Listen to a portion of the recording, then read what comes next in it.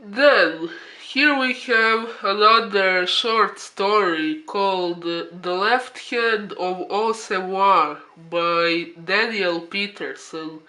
And it comes with this cool and spooky drawing done by an artist named Alan Kosowski. What makes this story very memorable is its very scary and shocking ending, where this main character gets murdered by the severed left hand of this deceased bad man Aux-Cevoires, which I hope I'm pronouncing correctly. What makes that ending so shocking is the fact that the story is written in the first person singular, so one would expect the main character to survive and tell the story of what happened to him, but no, he gets killed, and that makes the story really shocking, and in my opinion, it was really well written. Then we have a poem called Medusa by K.A. Opperman. This poet provides a very nice, very beautiful and elegant, but at the same time very sad description of this mythological character Medusa. It's a very good poem and I really enjoyed it. Then we have the longest poem of this zine called Strigomage's Application to the Moon by a poet named Dan Clore.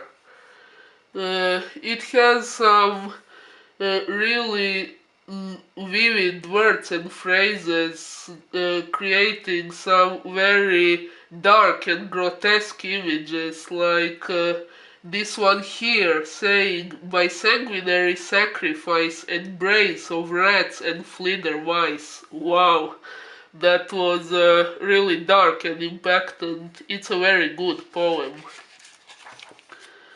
Then we have another poem by K.A. Opperman. It's called The Harpy. It's another poem inspired by mythology. It's also another sad one about a man who witnesses his wife getting killed by this mythological creature, the Harpy. It's also very well written, and I see this poet is very inspired by the mythology, and I really like his poems. Then we have another one by Ashley Dioses. It's called My Corpse, My Groom.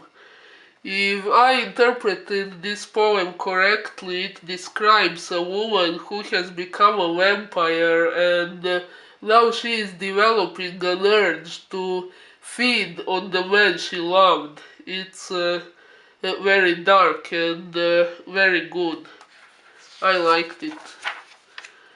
And then we have the last short story in this zine. It's called The Crawling Dead.